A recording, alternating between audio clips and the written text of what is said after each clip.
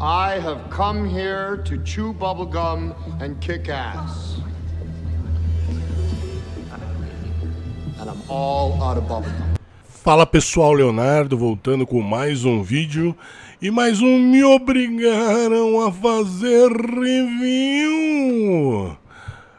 Dessa vez Rebeldia Indomável, de 1967. Quem solicitou esse filme foi o Lucas Rezende. Assim, eu gosto muito dos filmes do Paul Newman. Gosto muito do Paul Newman. E eu não lembrava desse filme. Eu lembrava da cena do ovo, mas eu não lembrava do filme em si. Ou seja, eu devo ter assistido ele há muito tempo atrás, né? Tem a famosa cena que ele come 50 ovos cozidos. Então, assim, falar do que do filme? O nome em inglês é muito legal. Cool Hand Luke é muito bom. E é um filme de prisão, né? Um filme de prisão. A gente tem que lembrar que a partir do Marlon Brando, ali nos anos 50, que teve o primeiro grande anti-herói, mas anti-herói. Não aquele anti-herói que o público... Que era um herói escondido, sabe? Não, um anti-herói, aquele cara que simplesmente não estava nem aí pro que os outros pensavam dele, se gostavam, se desgostavam dele, não estava nem aí, não queria saber.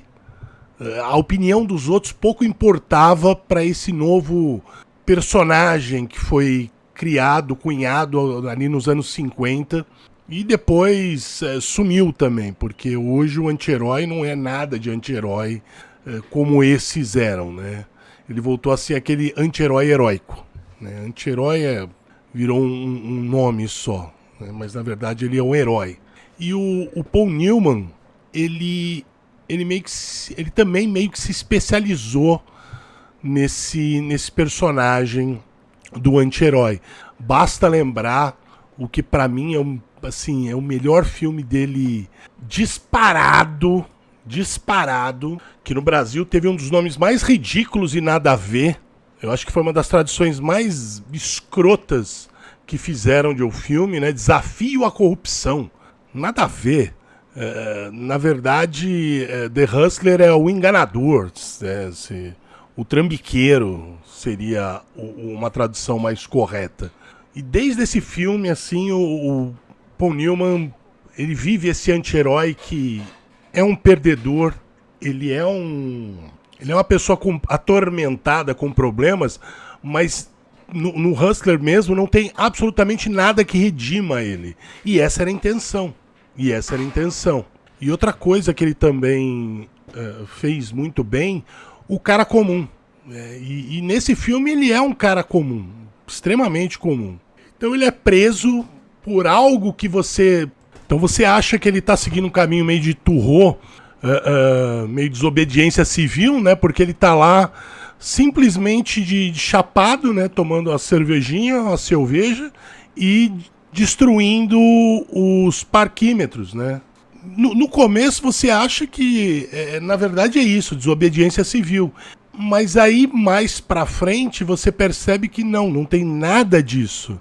Ele é simplesmente um personagem que se sabota, que se odeia, né? É uma pessoa que se odeia. E você vê que ele é muito mais niilista do que qualquer outra coisa.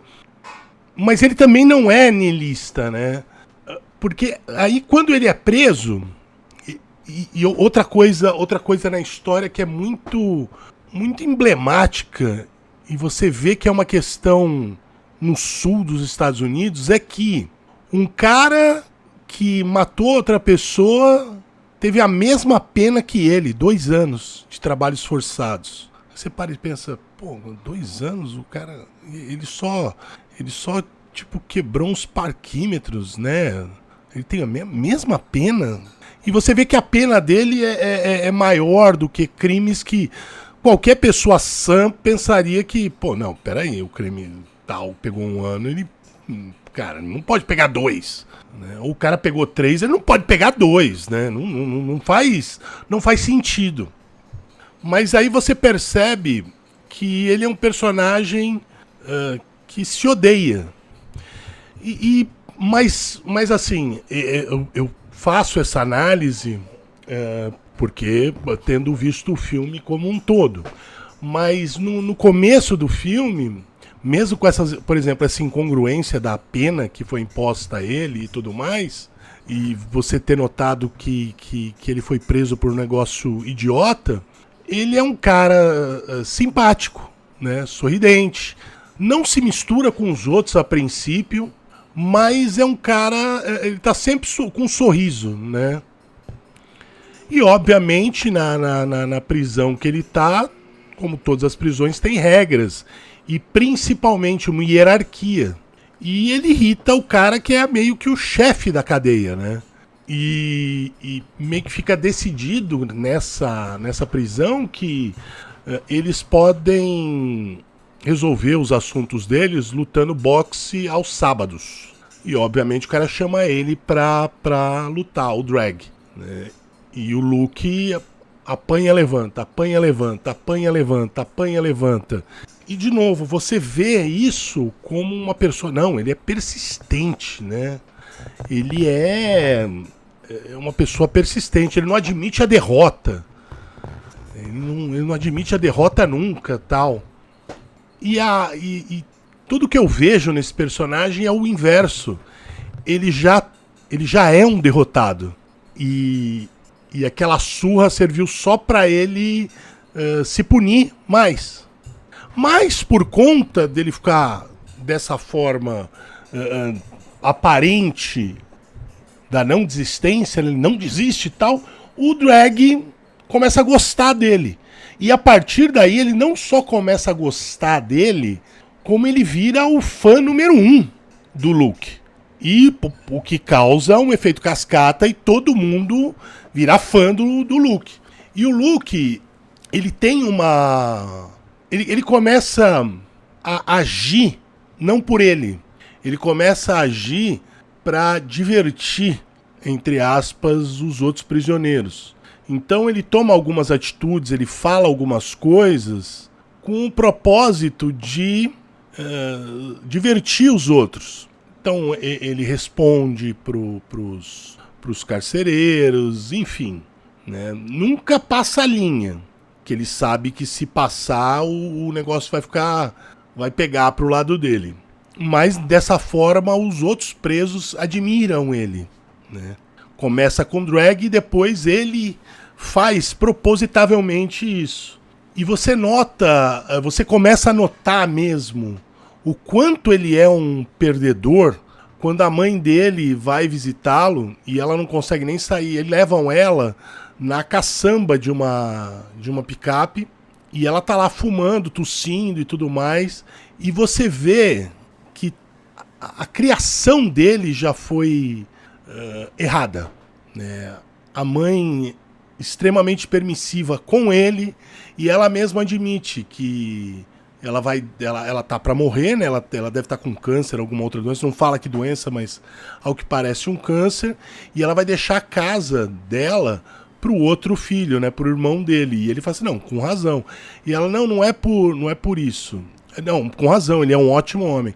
E aí ela fala: "Não é por isso. É porque basicamente é porque eu sempre gostei mais de você e dei a minha atenção pra você e pra ele só sobravam as migalhas". Então é a minha forma de, pelo menos na morte, acertar as coisas com ele. E a conversa que ele tem com a mãe, eu acho que nesse momento que eu entendi mais ele. E eu entendi o quanto ele se odeia, o quanto ele não gosta dele mesmo, o quanto ele se sabota. Algumas semanas se passam e ele recebe uma carta que a mãe morreu. Meses, enfim, que a mãe morreu. O diretor da prisão prende ele no que é uma solitária, porque ele fala: as pessoas quando a mãe morre, elas sentem uma coceira e uma vontade de ir no funeral e não sei o que lá e fogem.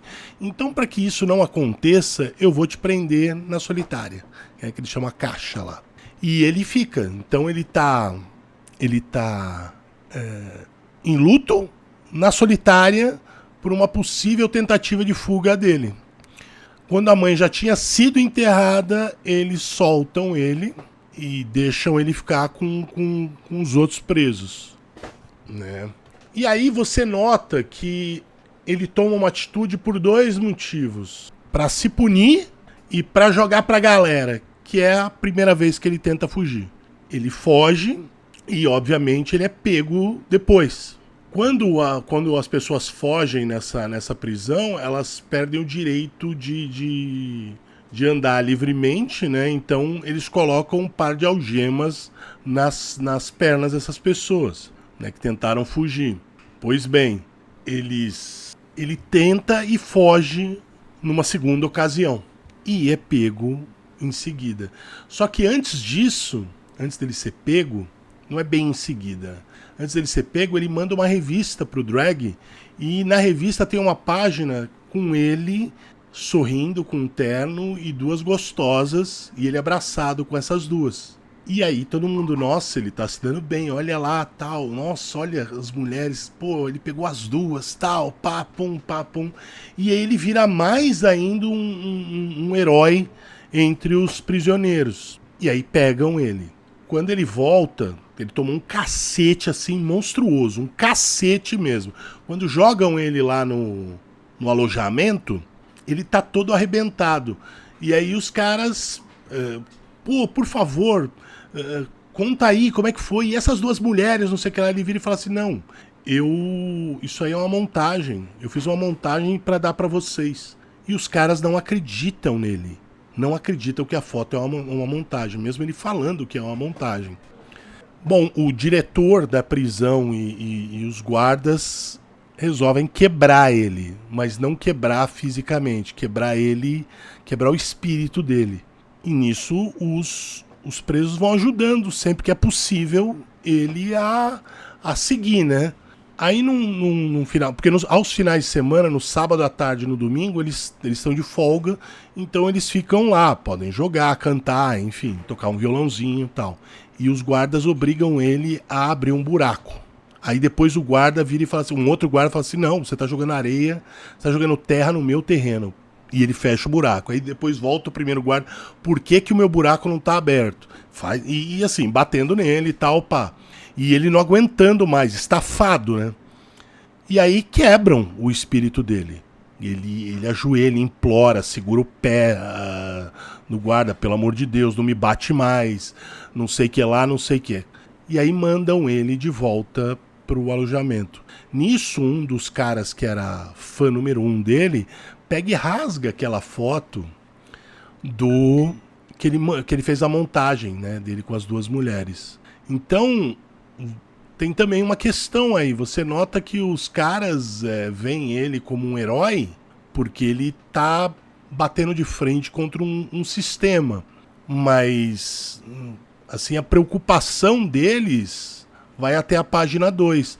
Tanto que na hora que ele entra depois dele implorar tal, e ele entra no alojamento, ele tá tão quebrado, cansado, que ele não consegue subir na beliche. Aí ele cai no chão. E aí ele pergunta: cadê vocês? Cadê vocês? Onde estão vocês? Né? Cadê? Pra me ajudar a deitar e tudo mais. Né? E aí ele age como um personagem quebrado. Né? Como se tivesse quebrado. Vira lá parecia lá o Sr. Stark com os guardas e tal. Tá bom, chefe, deixa que eu faço, chefe. Não, eu vou lá, chefe. E aí ele vira o leve trás dos guardas. E ele foge pela terceira vez. E nisso, só que ele pega um carro, uma picape dos carcereiros pra fugir. Nisso o Drag pula dentro do carro e foge com ele. Quando eles chegam, eles deixam o carro no lugar, né, escondem o carro e vão continuar a pé. Chegam num vilarejo.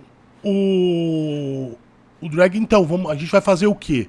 Aí você volta a ver a verdadeira face do Luke, que ele se odeia e ele não tá muito preocupado com os outros. Ele tava fazendo aquilo pra meio de circo, tal, mas, sabe? Aí ele vira assim: não, a gente vai se separar, cada um vai pro seu lado, tal. E aí o cara vira e fala assim: mas eu sozinho? Né?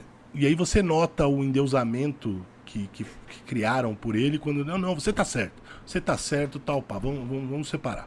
Aí nisso o Luke entra numa igreja, né?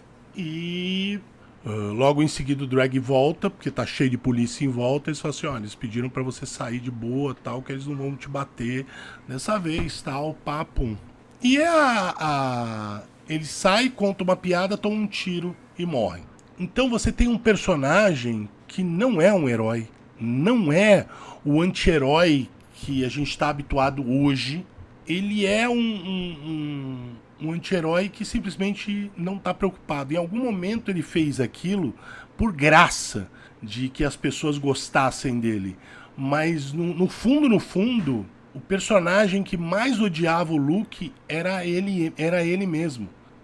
Ele sentia um ódio profundo dele mesmo. Ele não tinha nada de heróico, ele não tinha intenção de ser heróico, ele não tinha intenção de ser um exemplo. Ele queria ser punido, na verdade. E é basicamente isso, esse filme. Esse filme é um dos melhores filmes de prisão que já foram feitos. Assim, é absurdamente bom e recomendável de assistir. Mas é isso aí, se você quer que eu faça o review de um filme, R$30 pelo Pix ou pelo apoio coletivo. Me manda um e-mail com o título do filme. E é isso aí, até a próxima.